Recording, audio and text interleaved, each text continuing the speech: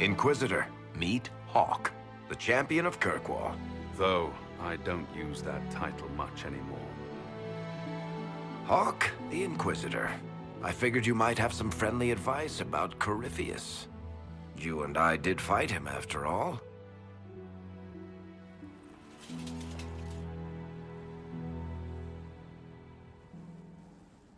This view reminds me of my home in Kirkwall. I had a balcony that overlooked the whole city. I loved it at first. But after a while, all I could see were the people out there depending on me.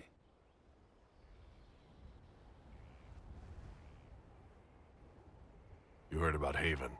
I have. That's why we're here now, and why I have battlements instead of balconies. May they serve you well. Varric said that you fought Corypheus before. Fought and killed.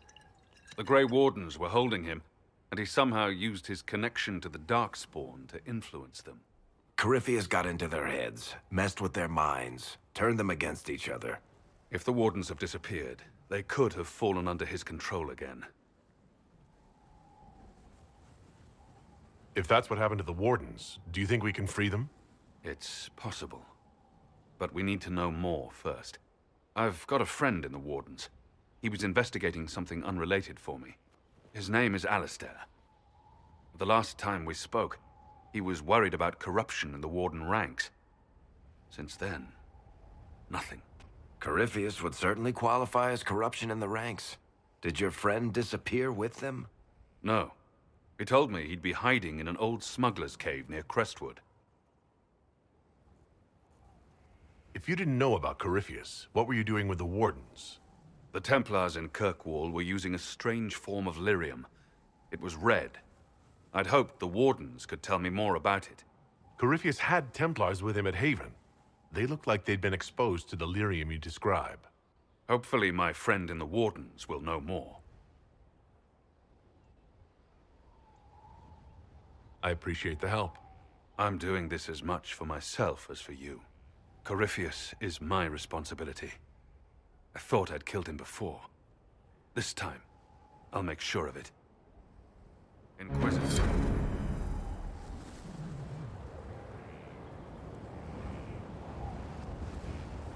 You said you thought you killed Corypheus? The Grey Wardens had him imprisoned. They used my father's blood in a ritual to seal Corypheus inside. But he could still reach out and influence the Warden's thoughts. He sent them after me. And I didn't just think I killed him.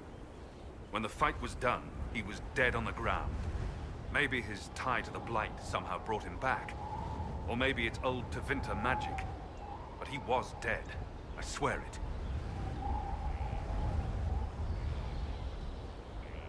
Where did you go after the mages rebelled? I heard the Chantry might be sending an exalted march to Kirkwall to put down the rebellion. I hoped that leaving would save lives and force the Divine to divide her forces to come after me. As it turned out, I needn't have bothered. All the circles started rising up, and the exalted march never came. I'd like to know more about Anders. What was he like? I don't know if there ever was just an Anders. He was crazy.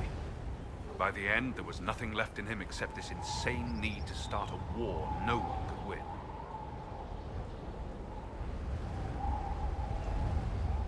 I heard you had family and friends in Kirkwall. Where are they now? When the Wardens began acting strangely, I had my friend Aveline take my sister out of the Free Marches. Merrill is helping elven refugees who were displaced by the war. I didn't want to take her away from that. Merrill's spent enough time fighting for her life with me. I assume Varric's been feeding you information about the Inquisition? What did he say about me? Only good things, I promise. I was a little surprised, actually. Varric isn't one for religion in general, but he thinks highly of the Inquisition. I think the exact phrase was, "has a good shot at fixing Blondie's mess." We'll talk later. I'll meet you at Crestwood.